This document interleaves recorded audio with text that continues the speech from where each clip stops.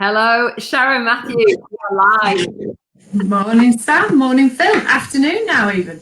Afternoon. I wanted to say you're live on the Ashdown Jones TV channel because it feels a bit like that at the moment. Please do not swear. Please do. Is that what Davina used to say? There's no worries about that. Please do not swear. Where are you coming to us from today, Sharon? We're in the office today. It's nice and pretty outside. I'm live in my office, actually. Yes, I am. You're not social distancing from me, though, is it? No, not really. Well,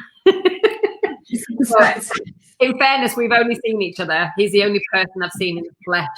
That came out wrong the last few weeks.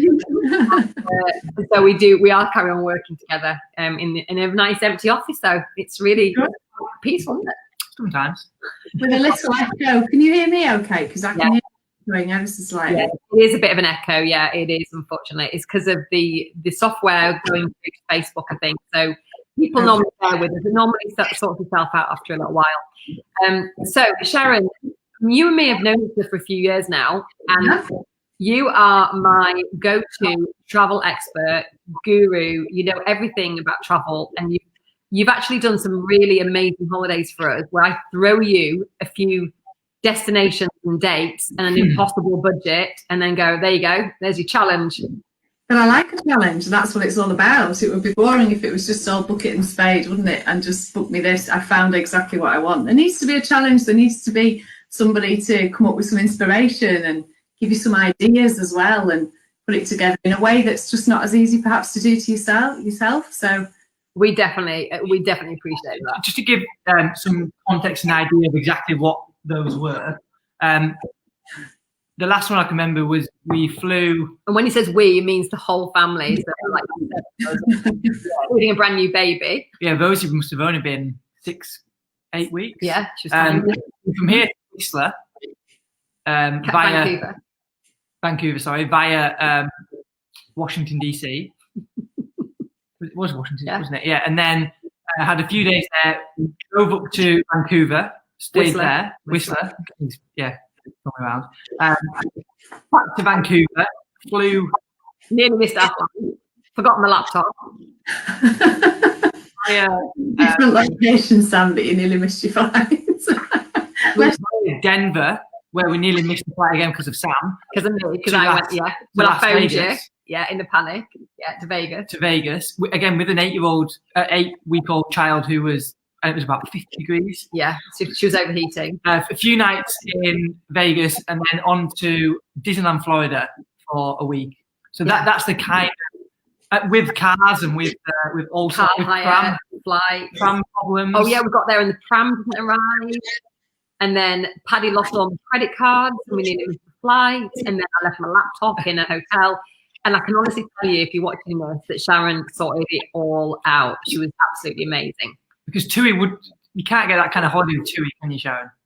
You can't. No, I don't think so. Yeah. It's just an added challenge, isn't it? Tracing and I'm a bit of a plane geek. I do like to know that my customers have landed and where they are sometimes, and you will find me on Flight Radar. But tracking a pram was quite interesting. and actually, only half of it turned up in the end, didn't it? And unfortunately. Oh, it turned up in two different places, yeah. In Sherwood, lovely pram from Walmart that we kept instead. What's so about you? The way I say it is, she's my personal travel consultant, right? So she does all my travel for me. And they go, that sounds expensive. And I go, it's free. So you need to explain how it works, people, because people won't realise it's free. Yeah, so but I get paid a commission by the airlines or the tour operator or the supplier that I book with for recommending their product. So my time is free, which makes it all the more important for me to get it right for customers, because I spend my time trying to piece together the dream that you're imagining. And if you book, then I get paid. So obviously I'm going to work even harder to get that right, aren't I? And it's really important that it's about what customers want. I've worked on the high street many, many years ago, too many. I think to remember, to be honest. But we haven't a work anniversary. 9 years as a travel counsellor on Sunday, it was, yes. Thank you.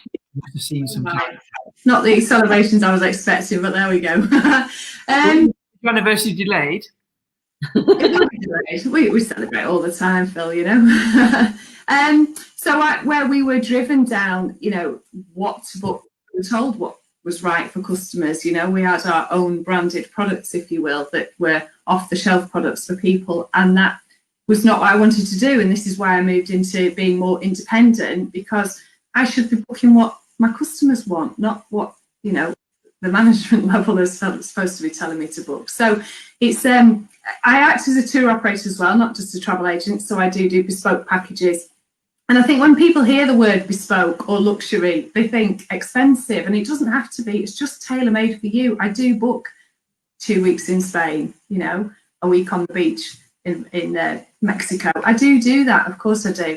But then it's right for me to, very, very important that I book the right hotel. I want people to come back and say, you know what, Sharon, you did exactly what I asked for. Brilliant. Where are we going next year? And then people come to me, you know, someone said it to me at the weekend, where are we going next year, Sharon? Where am I going?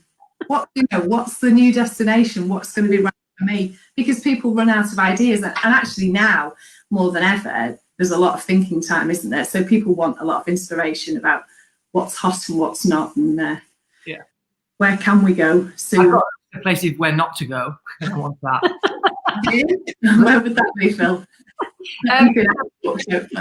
Somebody an idea if they haven't got, because it cost us a lot of money that holiday, didn't last year. We'd spent a fortune on it. It was a real once in a lifetime holiday that we did 2 years before. Yeah. So we do a lot of these big trips. But you did a trip for me last year that I've always wanted to do, where the one I did to Copenhagen. Do you want to just explain what that was? Remember it? I remember most trips and where people have gone and where people are. It's very strange not having anybody away at the moment. But when you went to, you're talking about when you went to Norway, aren't you? Yeah. So I flew to Copenhagen, and then what did you do for me? I can't remember what I did from Copenhagen. So I said to you, I drove, Sharon. You drove from Denmark. I'm sorry, when you drove from Denmark. Yeah, okay. Well, Sam does like to look at her own stuff and plan her own trips as well, don't you? Is so. If I just need to, say, here's your car. Let's be aware of your one-way drop-off fees if you're going to drop it 1,000 miles away. I can't remember how many miles you did. It was over 1,000 miles, wasn't it? On that? I think it's like 1,500 miles. It was insane. Was it? I said to Sharon, could you possibly? This is where Sharon knows a challenge is coming.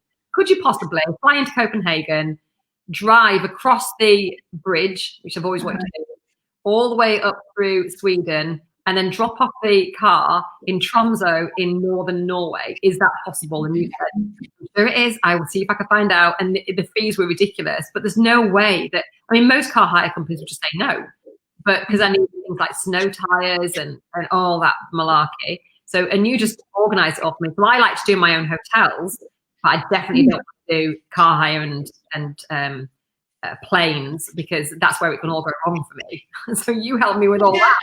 And you know what?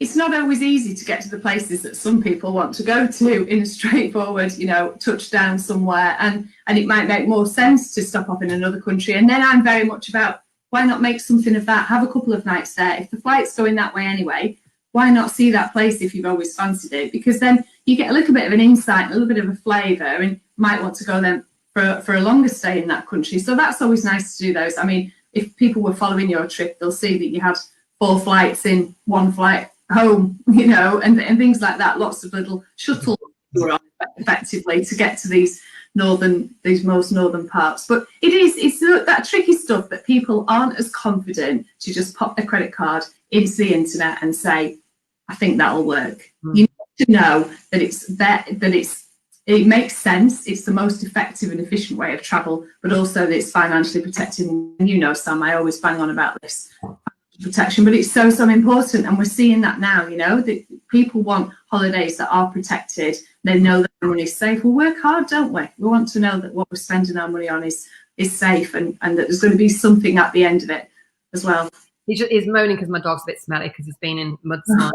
The dog it doesn't even like dogs here.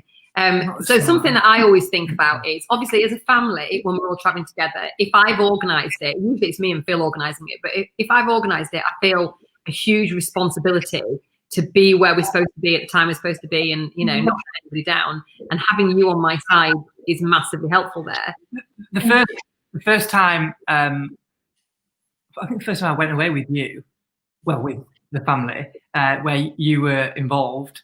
Bear in mind, I've probably been on 100 flights in my life, and this was the first one ever. I cannot believe we did not miss it. We probably got to the airport 5 minutes. It was in France. Remember, we were on the phone to you, panicking, and you were searching for any flights later that day. We'd been stuck in a 4-hour traffic jam. Yeah. Do you remember that? You phoned me from a few queues. We have, yeah. Denver was Sam's family. One thing about them is they do not react to things. So the later they can set off, the better. My reaction is to phone Sharon, and which I had to do it in Tromso because I put my passport down, turned round, and it had vanished. And it's the tiniest airport in the world. And to vanish like that. Did you ever find it? No, it was definitely stolen. I couldn't have lost it. So the airport. my son missed a flight in the airport in Amsterdam. He actually missed it. I don't know if Sharon had done that one though. But yes, it had just happened to my family. So having Sharon on hand when I'm a solo traveller is really important. So on that occasion, if I'd been on my own without having had any kind of input from a travel counsellor or any kind of expert, I would not have had a clue what to do. I didn't even know if I could fly from Tromso. And by the way, none of the airline or the airport staff helped me at all. They were absolutely useless.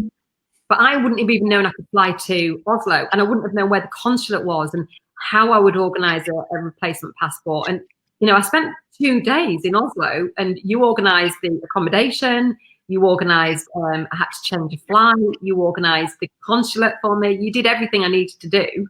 And all I had to do was turn up. And the peace of mind it gave me was just amazing. Holidays are great when they all go well. To have someone there when it doesn't quite go as planned for free. Yeah. She does things that she should be charging me for, like trying to organise my laptop. But there you go. Well, that's the 24/7 support, and I do talk about it, and it is true. And people do have my number, and it is there. It's whether it's WhatsApp, Messenger, a text, a phone call. If I'm going to be on call 24/7, that's what I do. And don't forget, I've got the support of a duty office as well, 24/7. In this country and obviously in the other 6 countries that we operate in. So I do have backup should I need it. But sometimes people will not bother me and say, I can't message you at that time of night or in the early hours of the morning. And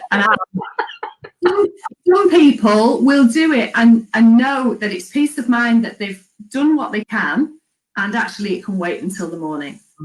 And it's so rare, but it's very, very satisfying to be able to help somebody when you've done something that little bit different to you. Well, I'll tell you the last story I'm going to tell, and it does sound like we have disasters on holidays.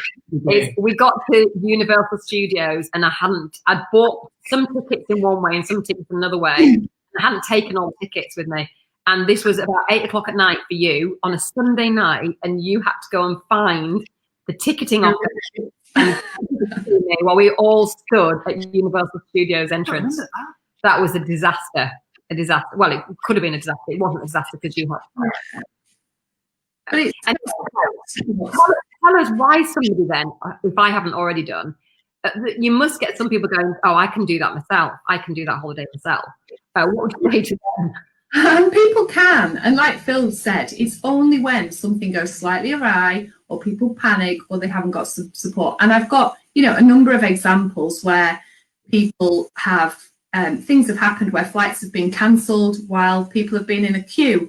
And actually, I've managed to rebook them on flights before they've got to the front of the queue so that they can tell the ticketing agent that actually, well, I'm all right now because we've been in contact. So I get notifications. So I've got all my customers have got the Travel Counsellors apps, My TC, which has got all their plans in there, which has got flight. Really good, actually. Flight notifications, things like that. So I get a notification if a flight's delayed or there's been a gate change, and I don't need to contact everybody about that. They're getting the same thing. So all your trips are on the app, which is great. It's fantastic. What that aren't happening. Yeah, even ones that aren't happening. We're going to come on to that. But, whether I'm paid, haven't paid. And if I'm kind of trying to check into a hotel or I'm trying to check into a flight, I know that I don't have to worry about all the paperwork I've got with me. I generally print it all out anyway, but my record has not been great. So just to have it on an app when you've always got your phone with you is really useful. And Sharon's also got a screenshot of all our passports. She knows all our dates of birth. She's got driving licenses. She's got what else? My credit card. You've got, you know. Not really. So there's the picture of it. There's the code. Just book it. It's fine. Delete. I keep telling you. Oh dear. So let's talk about travel at the moment then, because your job looks different at the moment. It does look very different, and it's just extremely alien to me that, you know, international travel has pretty much come to a standstill, as it is everybody else, and everybody just wants to get back on track and get booking. And really positively, in the last couple of weeks, as a company, Travel Counsellors have seen a real upturn now. Actually, we're starting to, there's a bit more confidence. People started to commit to things next year. I've had to defer quite a few trips over to next year, some to later in the year, which is fine. But you know, the customer confidence is still there. People do still want to travel. I've had people say to me, "I'd go at the end of May. If we can get back at the end of May, we'll go." You know, and some people obviously have had money back and just said, "We'll make plans in the future." And it's really lovely to have that customer loyalty and people, you know, that I know will come back and say, "Let's just put it on hold for this year, and then when we decide and when we know we can travel again, let's go next year." So it's very, very different, and the counsellor part of Travel Counsellor is really coming into its own. I'm having a lot of conversations, a lot of chats about what might be, and just keeping in touch with people really about their options, because on the what might be, can you elaborate to, in your crystal ball? Yeah, well, I'm really optimistic, Phil, so I'm hope that some of my customers can still get away in the school summer holidays. I do have to be quite realistic. Now I'm putting plans in place with those people to say that we'll leave it as late as we possibly can, where we've been able to collect balances that are due for those departures now, where I've been able to collect them a little bit later. I'm doing that, but actually where there's flexibility and we can amend, that's what we're trying to do. And it's a very serious conversation now about how will you feel if actually just 2 weeks before they say that you can go? Because I've got people who've got travel to Disney booked. The Disney experience, if Disney opens, you know, in July, will be quite different. And for that trip of a lifetime that people are doing, actually, would they rather defer it and go in 2021? Difficult to explain to children, of course, but you know, everybody's got a different view. I don't know. We're just keeping abreast of the Foreign Office advice, very much for, as you know, unless it's essential, we can't travel at the moment anyway. But also watching different countries. I've got all the Foreign Office alerts set up so that, well, particularly where customers were when this all began, I do know where countries are relaxing their lockdown and where they will be opening things up, such as mainly hotels, bars and restaurants, things like that. Can you just tell us a bit about that? So Spain is probably the #1 destination. And I'm saying this because I've got a holiday booked in Spain in the middle of June. Which not through you though, Sharon. Yeah, that's fine. It's with all my friends. But what are Spain saying right now? Spain at the moment are still in very early the process of just allowing people back outside again. They've had stricter lockdown measures than we have, and some hotels are still aiming to open by the end of this month. I think it's fair to say that some airlines have got flights on sale for the middle of June. It'll be a different Spain for sure. I think, you know, the social aspect of holidaying, eating out, etc., is not going to be, in my opinion, it's going to take longer than the next few weeks to get that back to how it was. Yeah, they've set out a 6 to 8 week plan, but whether they meet that or not. Yeah, my feeling with mine was, because I was due to go out on Saturday with Sharon. Well, not with Sharon. Sharon was going to help me. Go somewhere that I've wanted to go practically my whole life, which nobody's ever heard of, called Svalbard. Apart from Sharon's heard of it, obviously, because that's sort of now. And now Phil knows where it is. So I was due to go out there on Saturday, and I decided that I wouldn't go, and for several reasons really. One is because it is an island with hardly anybody living on it, and I think it's disrespectful of me to travel to a very small island community with probably limited medical, facilities. I don't think that's fair for me or for them. And secondly, I wouldn't actually really want to have a half holiday, which it might feel like you say, maybe there'd be nobody in the hotels. I wouldn't be able to go on a boat trip, all the things I wanted to do. I don't want to have, I want to have the fullest version of that holiday that I've always planned for. So just explain to people what you and I talked about then and what the outcome is. So the airlines have been making a lot of changes. So what we are seeing is that some people will have perhaps half of their flight cancelled. So perhaps not between Manchester and Oslo, but then not Oslo and then the onward destination. So, it's making travel very, very difficult. So the airlines have increased their flexibility, and that's changing daily or weekly, depending on which airline it is. They realise that customers want more flexibility, so that people are allowed to change free of any amendment fees and move things to later dates. So Sam and I had to make a call about, we had different airlines doing our outbound flight and their inbound flight, one of which is still travelling at the moment, so I can get her out there, but I can get her halfway back. Just leave it out there. I'm fine. I'd rather be there.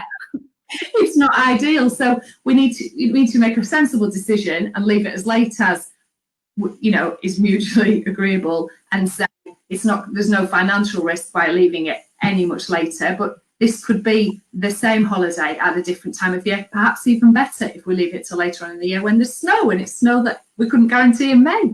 Well, apparently she can't guarantee. Everything has an upside. So what you told me that I need to do was we need to make the decisions before my outgoing flight, which was Saturday.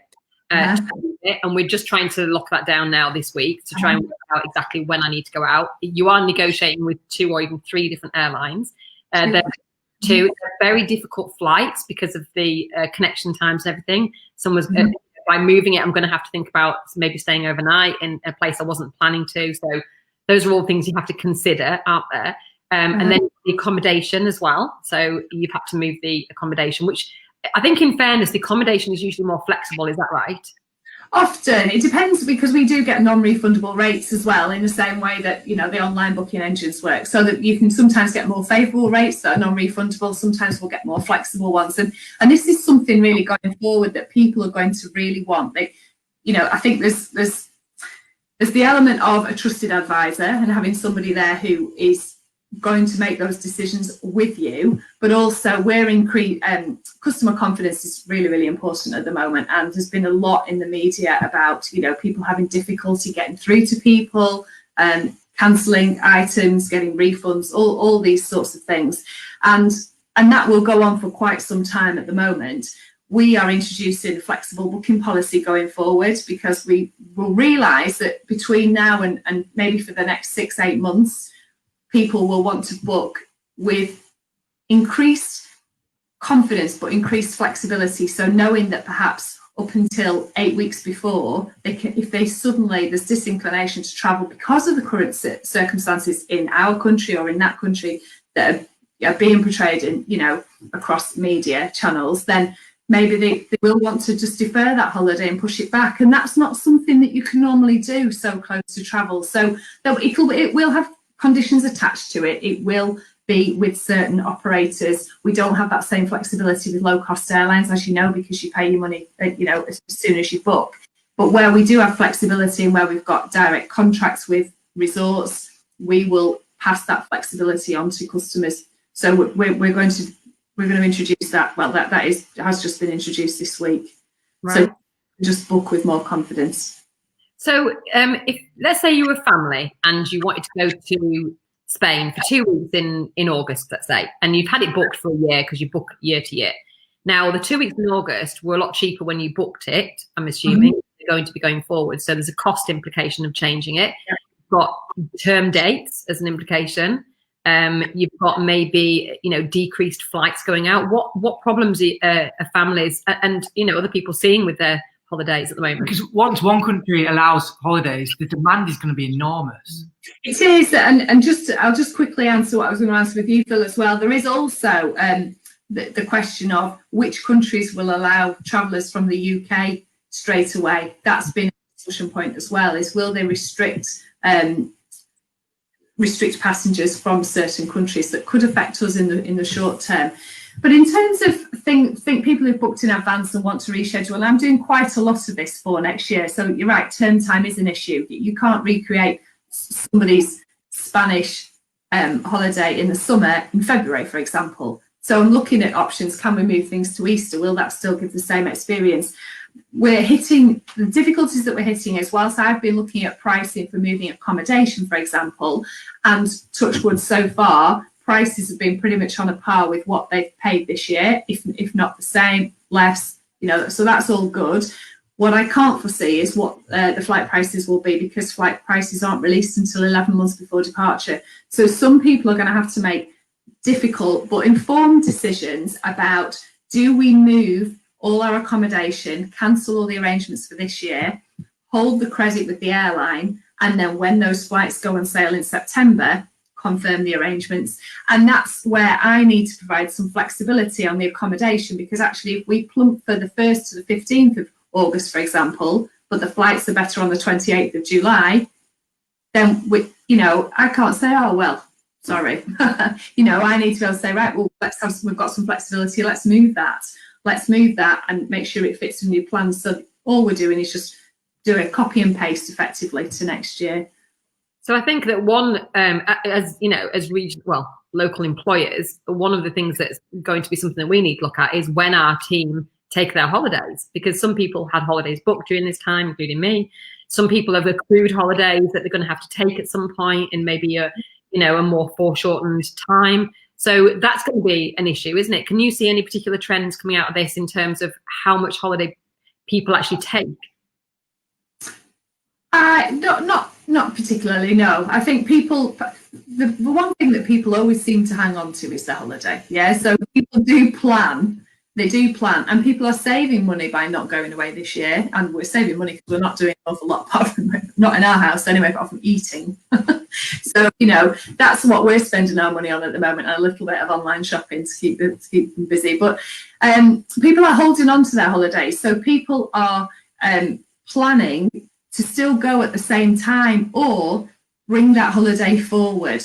It's down to everybody's individual employers. It's so long since I've been employed, it's difficult to know. And I guess there's some element of flexibility required there. I'm sure a lot of your clients, because they're looking for a more bespoke holiday, maybe they've got more flexibility themselves. Like me, I'm self-employed, and those kind of elements. I do book a lot of family holidays, but I think people, they sometimes have to put their holidays in advance. So I guess there'll be quite a lot of that going on, won't there? And then all the people that don't want to go in the summer or school holidays as well. Mm-hmm. Yeah, so I don't think that'll make any difference. No, it's just something we've got to consider really as employers, and also to be trying to be flexible, because if people have got a holiday booked in, say, July. Stop it, Judge. He does this on every lockdown lesson. He pulls the carpet. He does it at this time of the day, actually. We're going to have to be flexible as employers, because let's say somebody's got 2 weeks booked in June where they were going to go to Spain, for example, and now they don't want to take it in June. As employers, we've got to try and be as flexible as we can, because we can't go. We might even have to roll holidays on to next year, so it's something for people to consider. The other thing I was going to ask you about is, I think people are going to start having a different kind of holiday. So my next door neighbours have said, because they normally travel for big chunks of the year, and they've said to me that when we come out of this, they're going to find somewhere that's had no cases or very, very few cases, and just going to go and hibernate there for 3 months. And that is a different thing. They might have jumped on a cruise ship, for example, 3 months before. Yeah. Mm-hmm. They don't know. Svalbard. They don't know at the moment. Svalbard, probably, yeah. I don't know where. Yeah, I don't think has had very many cases. Maybe they just stay where they are. So what trends can you see in terms of how people choose to spend their holidays? This has given us all a lot of thinking time, hasn't it? And I've spoken to a few people about this, and there's a few things that I think might take off. I think we've all been in hibernation for quite some time now. There'll be a big takeoff in family and perhaps even group travel. families that have had missed celebrations, that haven't seen each other, that want to get together just to spend quality time together. You know, I wasn't looking at him. I was just looking at him. My grandchildren that I haven't seen for the last 5 weeks. I'm booking a holiday to get away from family.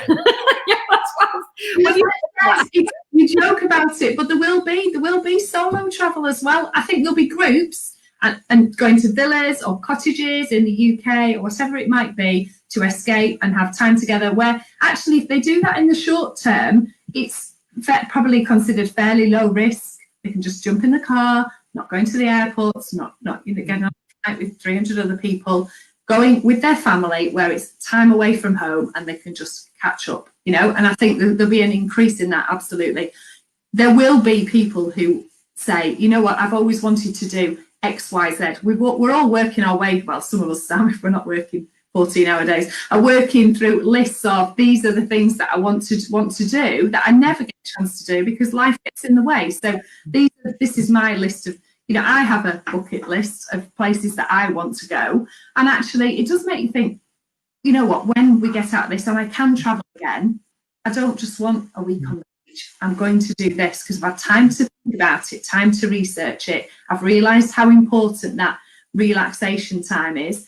I think we might see an increase in wellness breaks. Don't forget, there's all those heroes out there that are working so hard that want to get away and just have some real time to relax and recharge and will want to switch off.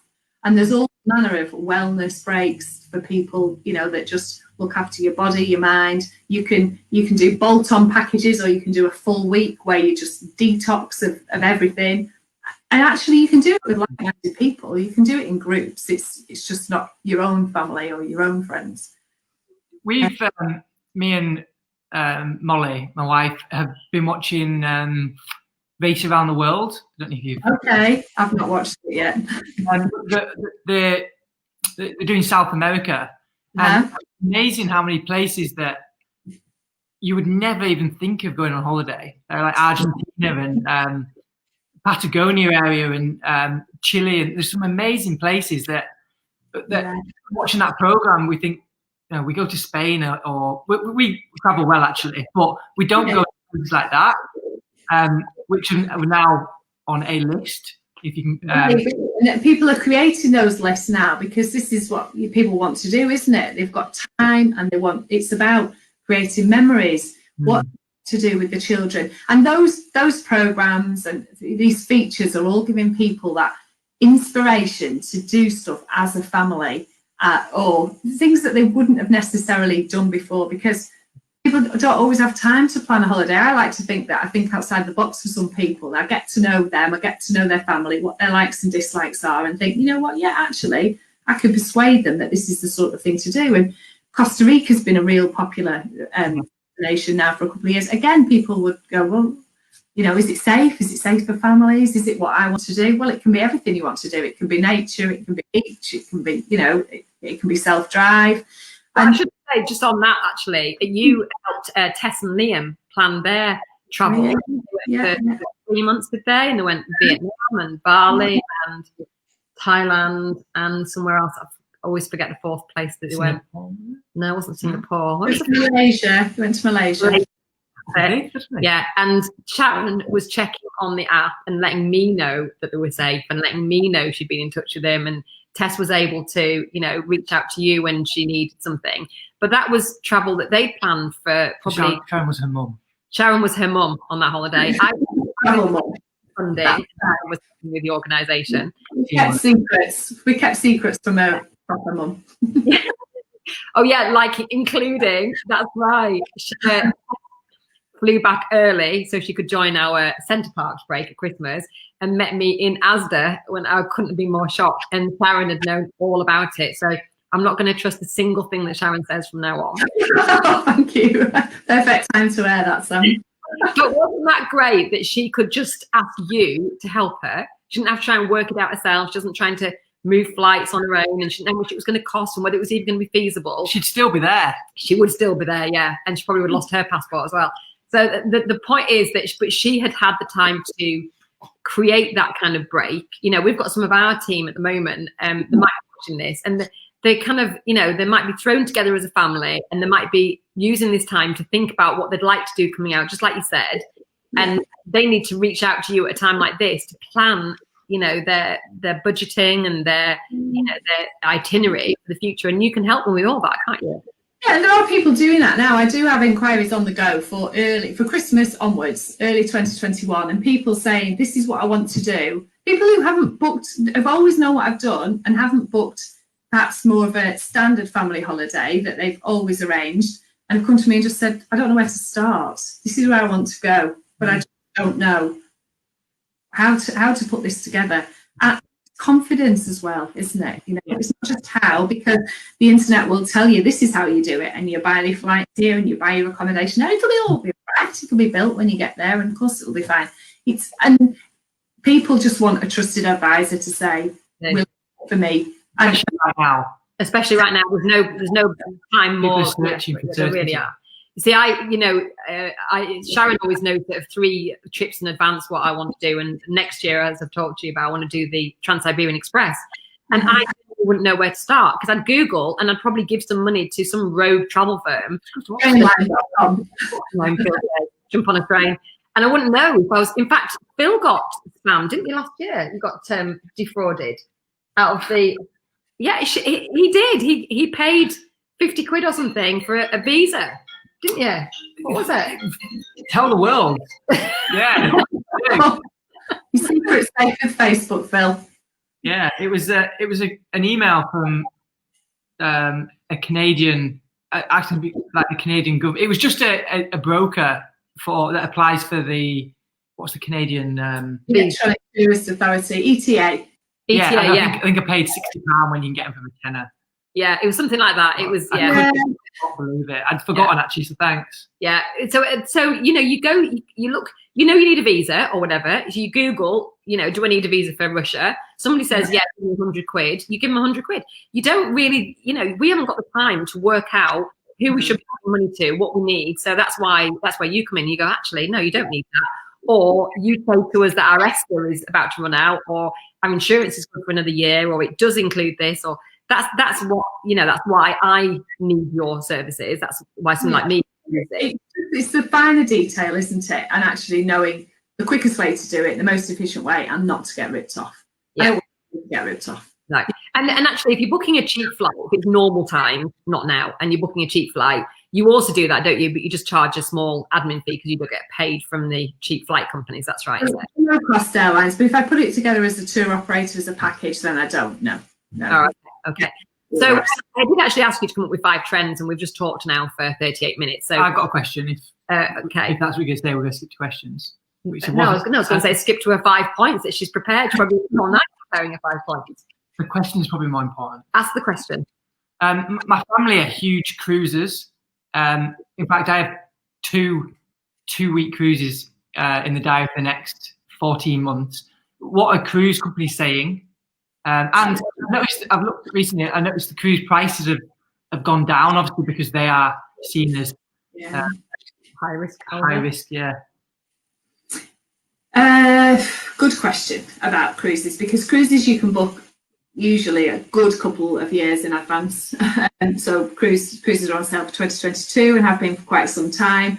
And a lot of cruise companies are very keen to obviously start sailing again and get people in cabins, and hygiene and help. You know, that has always been massive on cruise ships. You know, you've cruised yourself.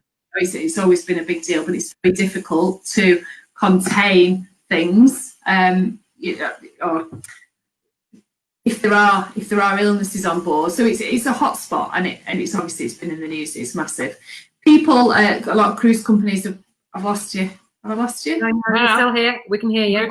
Can you see me? I don't know what I can hear you. I think I might have just hit my mouse pad. Sorry. Oh, here we go. There we go. Sorry. And cruise companies are offering a lot of future cruise credits, and they're uplifting those as well with onboard credits and what have you to get people back on board. There have been, I think, once they're given the go-ahead to start sailing, and that depends on the countries opening their borders and getting in and out of ports. Obviously, it's got to be the whole thing before it gets going. I think it'll be some time before cruising picks up again in the same way. But there will always be people that want to stick with the way that they've always holidayed. And cruising is an excellent way of seeing so many places in one trip and unpacking once, isn't it? You know, we know that. It is difficult to predict when they will be back on track and how their new normal will look, because some of these newer ships, bigger ships, you know, we know there's thousands of people on board at any one time. Yeah, I know people have said they're going to, for the foreseeable, they're going to test people before they get on. There's a lot of that talk now about airports screening people, temperature screening, and I do think there will be that. I think that would be one of the first things that they do, but that will make huge differences to people. That, you know, there's lots of people in confined spaces on a cruise ship, and then there's those masses of people turning up in each port. I think it'll be different, but I don't know how it's going to change at the moment or when it will get back on track. But you can move to cruises next year at the moment. So sailings. I haven't got one till January next year, end of January. You don't go until then, is that what you said? Yeah. Yeah. And I'd like to think that that'll still be the case. Yes. So just to be clear, what you're saying is at the moment, and if you've got your holiday booked after the summer holidays, there's no action just yet. If it's in the summer holidays, you're having conversations, and if it's before the summer holidays, you're probably moving it. You is just that right? My holiday. His holiday, what date is it? 14th of June. 14th of June's got no chance. If you book with me, Phil, I would have some time ago been looking at options to move it and keeping an eye on what the airline would have said. And if you've done it independently, then that's what you need to do, is understand. And of course, I'll help you offline with this, but you know, if you need to understand what the airline's point of view is, whether you've got options to amend or cancel now. You need to understand where your liability is with your accommodation, and have you got something that's non-refundable, or are they actually being quite? Can you Airbnb? So, and I think that they're not allowing people to stay in Airbnb in most countries. Yeah, true. But are they refunding? I don't know, because I don't deal with Airbnb. Sorry, I'm not familiar with what their policy is. But obviously they are closed. You're right. Nobody's allowed to Airbnbs, are they? No. So that's why I should have booked you. Hopefully they've got a flexible policy there where they're going to. Why didn't you book through Sharon? You shouldn't do Airbnb. No, but she's done the flights for you. Anyway, should we just go over the 5 steps, or have we covered it all? Yeah, I've covered trends, I think, in group travel, and I think in solo travel, and wellness breaks was another thing as well. And then I think sustainable tourism is really growing, really growing. We've all seen, you know, what it's like, haven't we, to have a bit of nature back and clearer skies. I'd quite like to see the planes back in the sky, don't get me wrong, but clearer skies. We've seen the images of wildlife on the road, the ducks in Paris, the deer everywhere, you know, taking over Turkey, sheep in green areas and commons and what have you. You know, so it's been lovely, and I think we need to be very aware of that. We Travel Counsellors have partnered with the Travel Foundation, and we're doing quite a lot of work with them. They're a charity, and they do quite a lot of work in, obviously, around the world, where they delve into the country, understand what the underlying issues are, and how they can change those situations, and work with hoteliers and to make a better experience for everybody, but ultimately for the environment. There's a lot of people who are very interested in going on eco-friendly holidays. It's important to them. So there's the education that's happening in hotels, and we have an aim, I think, to by 2023 to have at least one eco-friendly excursion in our top 50 destinations. So, you know, there's a lot of work being done behind the scenes, but I'm starting to hear it more and more now from customers that they want to know that where they're going, that you know, it's their approach is very much about looking after the local community, eating local, buying local, supporting local businesses, and the Travel Foundation are doing a lot of work, and like I say, we've paired up with them to do that as well. So, you know, looking after nature, but also just the environment in general. And it's huge to look after local community. You know, we can all go over there and buy the mass market, I don't know, donkey or plastic tap that we all buy from a lot of these places. But actually, isn't it lovely to buy something that's handmade and has been seen how it's keeping the locals alive? Just very much things like food courses, walking tours, things like that, where you're giving something and you're learning something as well. So quite specialised things, but it only needs to be perhaps one excursion for a holiday or per holiday to feel like you've done something.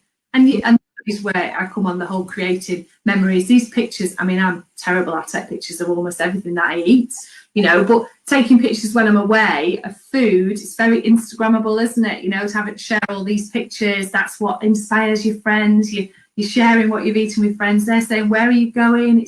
It's very much sharing a lifestyle as well, isn't it? And seeing countries for what they really are, just digging that little bit deeper. So I think there'll be a lot of that in the future, hence why we're, you know, investing a lot of time in it and training as well. So less kind of bling holidays, more kind of back to nature holidays.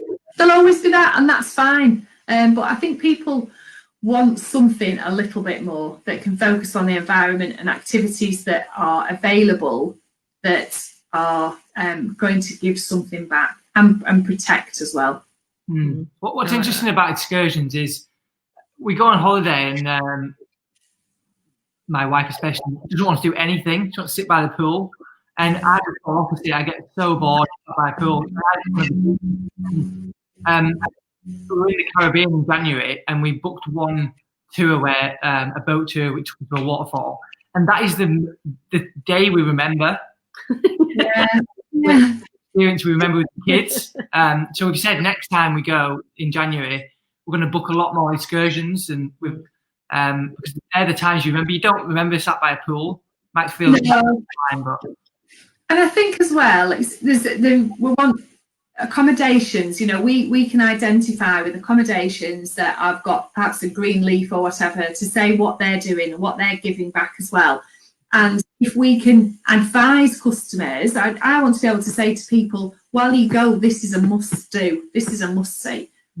Please do this and do it through that company, because ethically, you know, it's right. They want to support the locals, because yes, everybody wants the tourism, don't they? But also it can have those negative effects as well. And I think if we can show that those people aren't being driven out of their communities because of the amount of tourists, or because their rent's gone up, you know, that sort of thing, and they're not having to move to outlay in more rural areas, but actually then you can go and see them in those rural areas. Things like that are all so important. And definitely, there's nothing wrong with going and switching off however you like to switch off. So if that is sitting on a beach for 2 weeks, that's absolutely fine. You can do that 2 or 3 hours away from home. You can do that 10 hours. But I would always encourage you to immerse yourself somehow in that local culture, so you can say, when I went to Thailand, we did this. You know, when I went to Sri Lanka, we saw how tea was made. Whatever it might be that you can relate back to. And even just your Jamaica, your excursions, you know, thinking about protecting marine life and going out in the water. There are people who do this really, really well, and then there's the mass market tourist stuff. And I think making those informed choices as well. And that was what tested out in Thailand, isn't it? She went to the only sanctuary in Thailand where you can't actually go and touch an animal of any kind, particularly. Yeah, if you can, general rule of thumb is if you can ride an elephant, then you perhaps should be looking elsewhere. Yeah, exactly. Don't say anything, no. Is there anything we didn't ask you that we should have asked you, Sharon, or is there anything that you want to cover that we haven't? No, I think that's good. I talked about wellness breaks. I think that's quite important. I think no, I'm quite happy. You asked us not to put you on the spot, so here you go. Three places where people don't automatically think of as a holiday destination, but you would highly recommend. Top 3. Can't include Bombard because I want to be there on my own place. Or Costa del Sol. Well, that's difficult, Phil. Have you seen the size of this world? And it's difficult to not sort of pass on my own experiences as well, you know. And just do that. That's fine. I will let you do that. Everybody says, I'm going to go on safari. I'll go to South Africa. Okay. I'll go to Namibia. Yeah, it's next door. It's very, very different experience. They absolutely don't get as many tourists. It's great for a self-drive holiday. You can have Is that where you went as well? Yeah, I was there in December. Varying safari experiences and lots of other things as well. So you can have a little bit of the beach. Did I just say you could self-drive? You know, a wonderful experience. And, you know, I had people saying to me, oh, where's that? Well, I know it's in Africa, but where is it? Well, I thought the same thing when I saw those amazing photographs of yours. It was fantastic. And it was just, you know, a very different experience, but just as good. I've done South Africa safari, and it's mind blowing wherever you do it. If you get the right people, the right places. But I think that's probably top of my list at the moment. Okay, so Namibia. There are parts of Spain that people just wouldn't even think about going, because everyone just knows the main airports, the main islands, and the bigger resorts. I would say southern Spain, venture off into the whitewash villages, you know, where you can still be close to a beach, where you've got some of the most amazing food, but just do something a little bit different. Go support the locals. I'm not saying don't do all inclusive ever, but if you stay away from all inclusive, it makes you get out of the resort. Yeah. There are places where you'll always do all inclusive, because it's not right to step out of the resort, because it's just, the resorts are built in a place where you have to go on a longer day excursion to see something, some ruins or whatever it might be. But where there is a choice, perhaps go bed and breakfast, have some facilities in the property that you're staying in. Stay in those smaller places and get yourself out from the resort.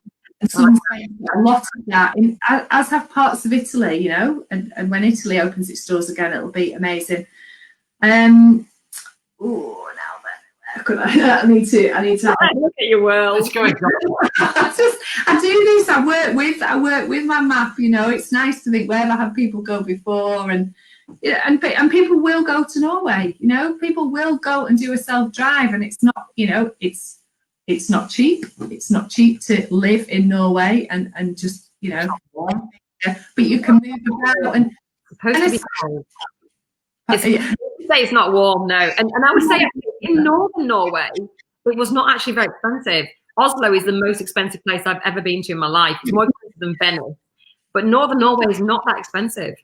In the larger places, it will be, you know. But I think the thing with there as well, a good tip is look countries where people holiday local. So the French go on holiday in France, the Italians all go on holiday in August. You know, that's what they do. The Norwegians, the Danes, the Swedes, they have summer houses, don't they? They go to their summer houses. So if they're holidaying in their own country, that's something that's pretty special as well. We are very fortunate for all those that are, you know, in this area. We live in a beautiful place. We've got the water, we've got the mountains, we've got the scenery. Norway's got that in abundance, you know, and it's don't nice. People go to Norway, Sharon. Don't. I want them to go to the north. I'll get them to leave the unspoiled bits for you, Sam. That's absolutely fine. And all those islands that are tricky to get to.